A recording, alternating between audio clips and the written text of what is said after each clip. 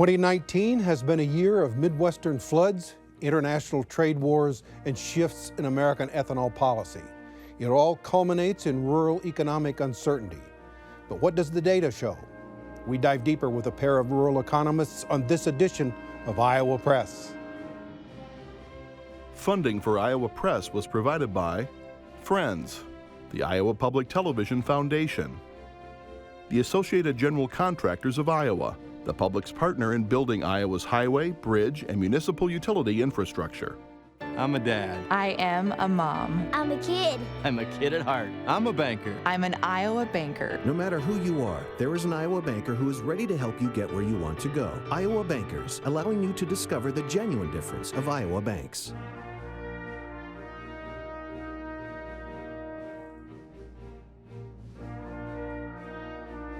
For decades, Iowa Press has brought you politicians and newsmakers from across Iowa and beyond, now celebrating more than 40 years of broadcast excellence on statewide Iowa Public Television.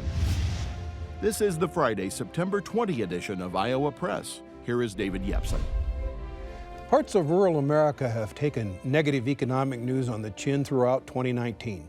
Widespread flooding throughout states like Iowa and Nebraska wreaked havoc on communities. The Trump administration has waged a prolonged trade war with the leading agricultural export market of China.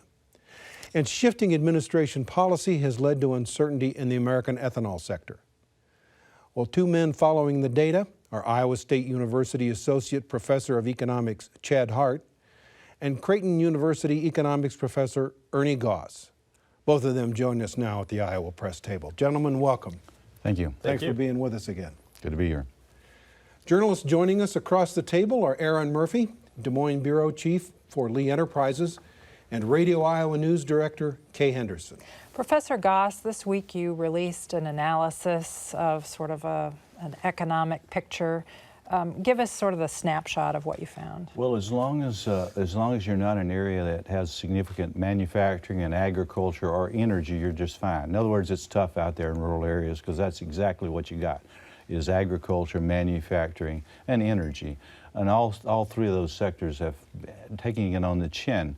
Manufacturing, our survey of all the surveys include Iowa that we do, and include the other states that this show is broadcast to.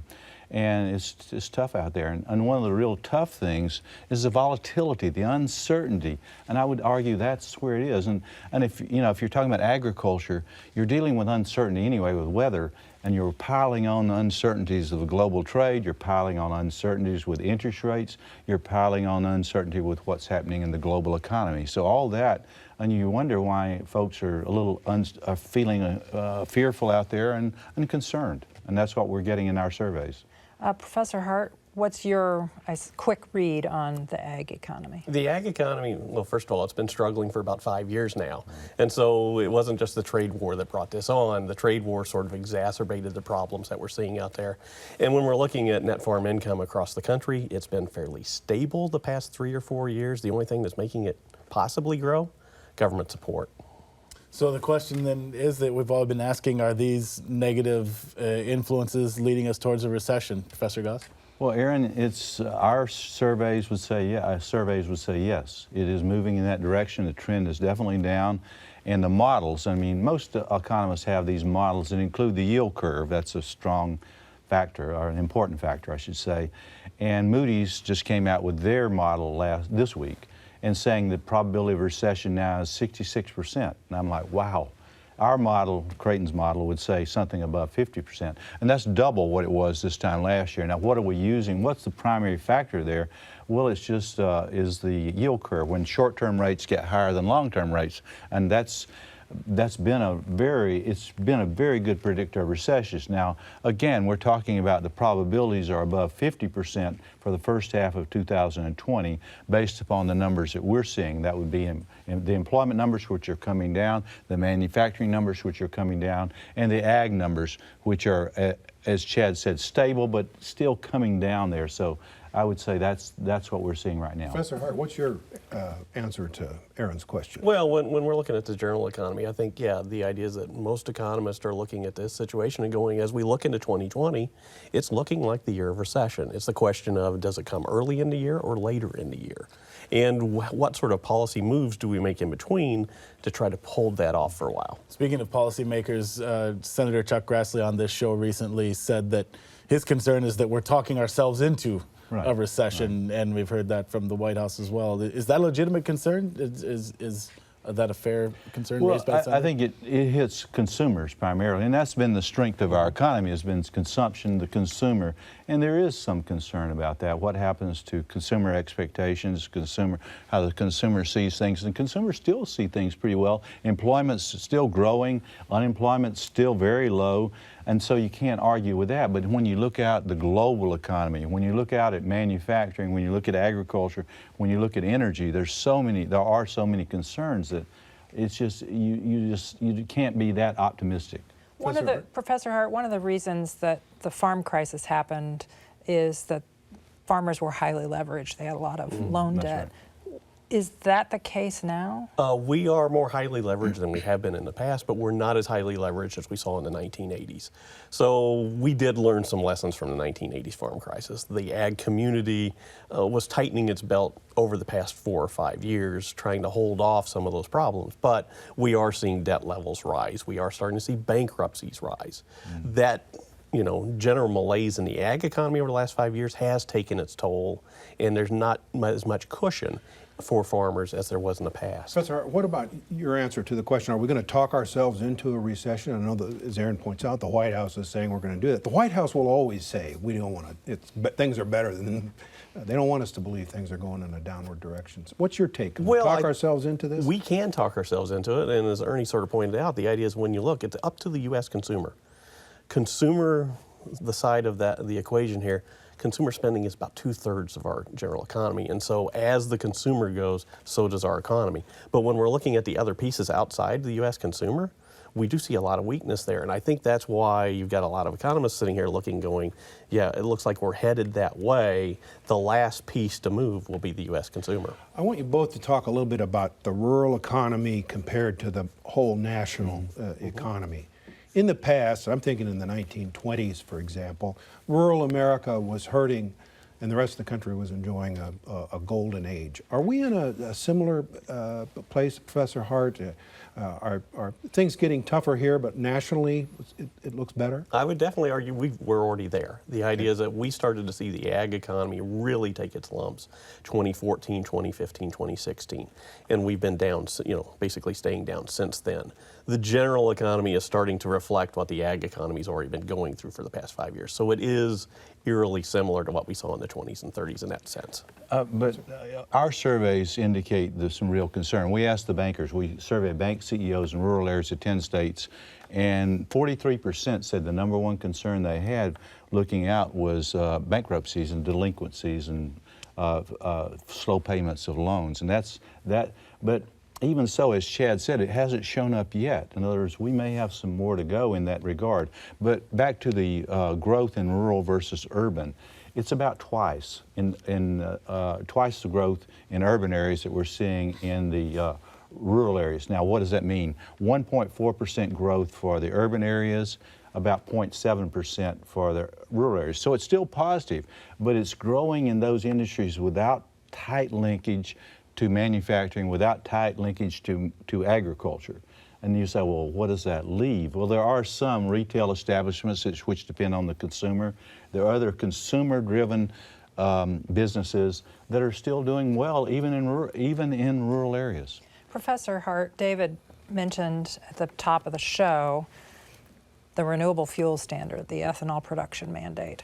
How is what's happening affecting the industry and the countryside? Because, 40% of corn that's grown in Iowa is turned into ethanol. Yeah, so we have seen the ethanol industry slow down. We've been watching sort of week by week, a few plants slowing down, a couple plants closing. So we're seeing production drop. That is definitely having a negative impact when we're looking at the corn market. We're seeing the same thing as we look at the biodiesel sector as well. That uncertainty is leading to, policy uncertainty is leading to a lot of let's call it missed opportunities in marketing as we look at not only the biofuel side, but for the agricultural products that go to feed that industry. Professor Goss, if the Trump administration makes an announcement, and we're taping this program on a Friday morning, we may have an announcement this afternoon, how quickly can the biodiesel and ethanol industries rebound? I think they can rebound fairly quickly, but the real problem, and I would argue, is the uncertainty. I hate to keep hammering about that, but we've got the 81 small refinery exemptions that have been okayed by the Trump administration. I don't argue for or against those, but you've got to have more certainty. What's going to happen? And your senator, our senators, all the senators in this part of the country and representatives are arguing, give us certainty, tell us what's going to happen. You can't continue giving these exemptions without providing some certainty, some pathway. Farmers need to know, ethanol producers need to know, and right now with what we're seeing in Saudi Arabia, for example, that's an opportunity for ethanol, but it's only an opportunity if you're still in business. We are seeing some closures and at least ethanol plants going idle, and we're talking about the #1 area of the country that's ethanol producers, whether it's Minnesota, Iowa, Nebraska, South Dakota, those states. Well, speaking of policy uncertainty, Professor Goss, there's also a new potential trade deal, international trade deal between the U.S., Canada, and Mexico that's on the table but not signed yet. How much does that impact, and what's the danger if that does not get approved, the longer that is drawn out? We talk a lot about China, but USMCA, that's NAFTA 2.0 or whatever you wish to call it, much more important. And it's languishing in Congress. That is unforgivable in my judgment. That should be pushed through and passed, but it's not. Again, uncertainty. We're seeing and how do farmers, how do those connected to agriculture, the businesses tied to agriculture, how do you plan? Because you've got to plan for next year. Farmers are always looking ahead. They can't look past. They can't even look at the current. They've got to look forward. And how do they know what's going to happen?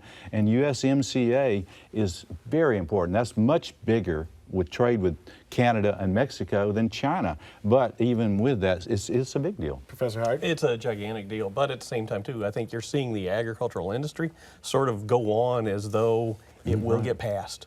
We're basically behaving as if NAFTA has continued. The USMCA dresses it up around the edges, but we're going forward. And I'll agree with Ernie, it is the most important trade deal that we've got. When you think about China and the dispute there, it was $20 to $25 billion of agricultural trade. USMCA, over 40. The idea is Canada and Mexico are our two very consistent largest trading partners, not just in agriculture, but in all the products we have across the entire economy. Well, Professor Hart, a lot of Democratic members of Congress are upset that the labor standards in this are not high enough. What's wrong with asking other countries to have higher labor standards? Don't we care about workers from Mexico? If they have higher labor standards, maybe they won't be trying to migrate to the United States. What do you make of this argument? We got to have better labor standards. Well, I see this is, the Democratic Party looking for, okay, what are the positive changes we can make to the USMCA? I think it was Speaker Pelosi earlier this week that said she's in favor of the agreement, but wants to see a little bit stronger standards there on the enforcement mechanisms. And so I think we're approaching, let's call it the end zone here in terms of getting this across to where we can get to a vote, but we're still not quite there yet. I just think you have to take what we've got there, go with it, and maybe refine it sometime later. But you start nipping in this with everybody, 435 congressional representatives, each of them having a shot at that. We'll never get that thing passed, and throwing it off the table is very dangerous to all of us, and that's not just those of us who live in this part of the country, but the nation. That's very important to this nation. Well, if I may, I want to go back, and if you think about when NAFTA was ratified, we saw these same sorts of arguments. We really, literally just went up to the end line, when's the deadline where we have to have this. Right. We're doing the same thing with the USMCA. Professor Goss, what's the economic impact of the impasse in trade negotiations between the U.S. and China? Significant. It's significant in the sense of certain products, of course. But in my judgment, the real significance is changing supply chain arrangements. In other words, does China, once you lose a customer, do you get the customer back?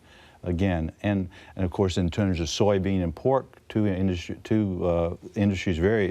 products very important to this part of the country. That's big time money. And right now, China, we're seeing them blink. Xi Jinping doesn't have to get reelected, but President Trump does. I don't know if he has to get reelected, but I think he wants to get reelected. And a lot depends. We're talking about one of the big things, one of the favorable things is the Iowa caucuses. I mean, find me some presidential candidate that's going to talk against ethanol. I don't know. We had one last time that talked against it. He did not end up winning the nomination. So I think, you know, that's a good thing, at least from my judgment. It is very important. Professor Hart, do you think that American farmers have permanently lost markets in China? We haven't permanently lost the markets, but we've lost some market share. Whenever we have disputes like this, we do tend to see that market share is permanently reduced. When you look here, as Ernie said, global supply chains have changed, and they're going to remain evolved, if you will, over time. The idea is that they're buying soybeans from Brazil. they're buying from Brazil, they're buying from the Ukraine. When we're looking at the sort of the double barrel combination of the trade war plus African swine fever, that's changing the dynamics of the whole global pork industry. That swine fever has decimated Chinese pork production. Prices in China up 40%. I mean, the Chinese government is really feeling the heat. Isn't that an opportunity for pork producers? Absolutely, and you've seen the Chinese, I would argue, blinking now. Now the president's blinked as well, our president, and they're like, we both are moving toward, I won't say a deal, but they're certainly moving, and we're seeing some action there. But here's, in my judgment, the real problem from an economist standpoint. And I'm not a politician, and nor could I be, but nonetheless, you're talking about three sectors. You talk about manufacturing, agriculture, energy. No one can compete with our nation, this part of the country, in terms of why we have this fear of competition. It seems. Let's bring back all the jobs to the U.S. We've got them. Professor Hart, one of the reasons we're in this trade war is with China is that President Trump said they're stealing our secrets, and we got to get tough and we got to do something about it. The rural ag community has essentially said politically, yeah, he's right. We got to play hardball. They've borne the price for this. What can be done to keep the Chinese from stealing U.S. intellectual property? Well, I think the deal is what we're looking for is to move Chinese law closer to what we consider typical international law when it comes to intellectual property rights, which they do not uphold. And I think it comes down to when you look at the fundamentals of the two governments. The idea is that we're here in a capitalist democracy where we believe if you develop something, you sort of own the property rights. They're still at the heart, communist country, where if you own, if you create something, it's there for the good of the state. Same question. Yeah, what's concerning to me is everything, non-trade issues, non-economic issues, although it is economic to a large degree, we're using the economic pressure to get our outcomes. For example, now in Saudi Arabia, the issue there. As an economist, I'm concerned that everything turns and runs on, well, we're going to hit you with sanctions, we're going to do this, we're going to do that, and it's all about economics. And when economics and politics collide, economics loses every time. And it's very concerning that this U.S. economy is slowing down and potentially moving into recession. So I think we need a deal. Now, that we do need those non-economic issues settled, no doubt about it. But I'm concerned that we're focusing too much on them as an economist. Gentlemen, we wanted to ask you about climate issues, and it's relative to the economy. We had obviously some devastating flooding in Iowa this year, and especially in the western side. How much has that impacted Iowa's economy with the fallout from the destruction of roads and people having to be uprooted from their homes? How much has that been a drag on the state economy? Well, as you mentioned here, what we've taken is a big hit on our rural infrastructure due to all these natural disasters occurring. It's either been too wet or too dry. We can't find a Goldilocks spot. And especially in agriculture, when you're looking here, it's the combination of, okay, we lost some crops due to the flooding, especially along the Missouri River. We were delayed in the planting of those crops. Those crops are slow to mature now. We're going to look at more cost to get that crop to the marketplace. And so you're seeing all these little, for lack of a better term, drag chutes lining up against the rural economy as we move forward because there are all these additional costs due to the weather problems that we've had. Professor Goss, how much of a drag does that cost? What's the impact of all that? Oh, significant. But I'm not an ag economist. I'll defer to Chad on this. But what we've seen now, I think, and I'll again defer to Chad, is the prices right now aren't reflecting what we may see later. I expect these commodity prices, particularly corn and soybean and wheat even, to be rising because of some of this destruction of crops out there. And I'm just not sure it's reflected in prices right now. As we speak today, right now the Missouri is rising again. We're seeing flooding down I-29, Interstate 29, between the western Iowa and eastern Nebraska, and we're talking about flooding fields again. Now this is a small part, but I think it's also we saw that in Illinois, we've seen it in Ohio, so there is some of that. But nonetheless, I'm not qualified to comment on climate change. I'm a little skeptical sometimes of everybody becomes a climate expert that is, and I'm certainly not one of those, and I won't claim any, but the destruction, we had some of the ethanol plants reporting in Nebraska, for example, that the roads to the ethanol plant were washed out. They could not get input in or output out. So it's been significant this year. Well, speaking of those experts, and there was some science, I wanted to ask you, Professor Hart, there were some scientists this week that produced a report that talked about, among the things in their report was talking about increased temperatures and the impact that could have on raising and producing livestock. Just as we see whatever the causes of them are, these extreme weather events and these changes in climate, how much of a concern is that in the way it's impacting the ag economy in this It's state? definitely a concern, but it's something that, give farmers some time, they will evolve. And arguably what you've seen at the agricultural community doing is evolving to the different conditions that we've been facing. Well, is the market evolving? I mean, there's a whole lot of people out there who are saying we should quit eating so much beef and meat, because it creates a methane problem and that creates a climate problem. Do you expect the market to change to undercut producers? I'm going to argue that the market is always evolving. When you think about it, I mean, we've seen movements towards hormone-free, organic, local, natural. You see this all the time, and we continue to see this. Professor Gott, you shook your head. Yeah, I mean, it's just a lot of hucksters out there making a lot of money off this. And I'm not saying it's not a fact or it's not an issue, but the fact is that we had a vice president about 12 years ago said the world was going to come to an end in 10 or 12 years, which is now. Now we have those who say it's going to end in another 10 or 12 years. I'm a little skeptical. Just call me a little skeptical. And a lot of folks are making a lot of money off of that, and I'm a little cynical. I'm not saying climate change is not occurring, but let's talk about it. But think about this. You've got men and women across the globe that are putting Botox in their heads, silicone in their lips, and they don't eat GMO corn. I mean, come on. Well, I mean, this. But I'll turn this around and go, okay, if the consumer wants to buy that attribute, they have the right to do that. And what we have seen are consumers are willing to spend that money to get that on the label. But how long have we heard about eating natural, and all of a sudden now we're going to eat a chemically produced piece of meat? I for one, I'm going to continue to eat. Well, and I'm going to say you're with the majority of consumers out there, but we don't have much time left, but there is an evolution happening in technology, especially with farmers. As you have robots farming, how is that going to impact the population and the economy in rural America? Well, I'm going to argue it's the same type of transition as we move from horse-drawn to machinery. The idea is you're talking about a large structural change to how agriculture interacts with the rural economy. Because it used to be that half the population was involved in agriculture. Now it's well less than 1%.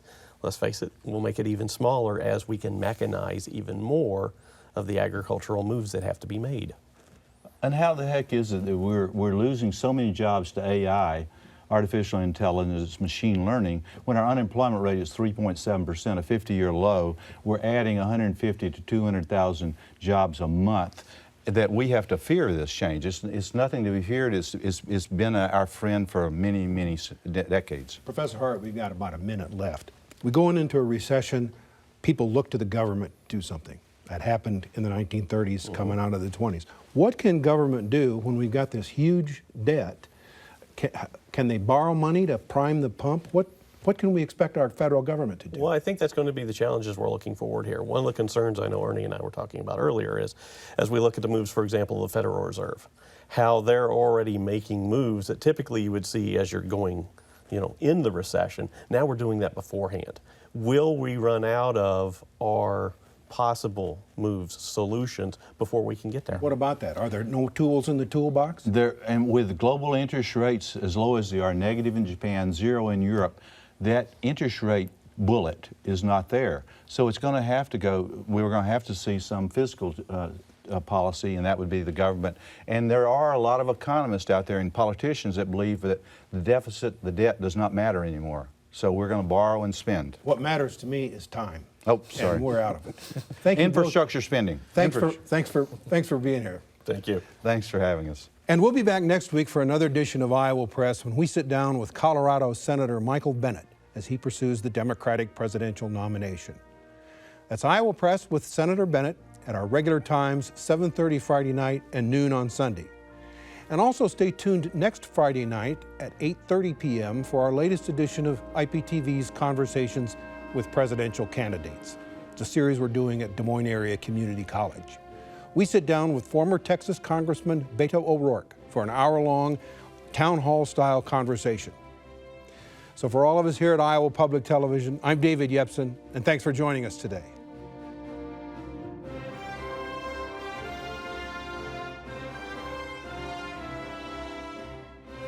Funding for Iowa Press was provided by Friends, the Iowa Public Television Foundation, the Associated General Contractors of Iowa, the public's partner in building Iowa's highway, bridge, and municipal utility infrastructure.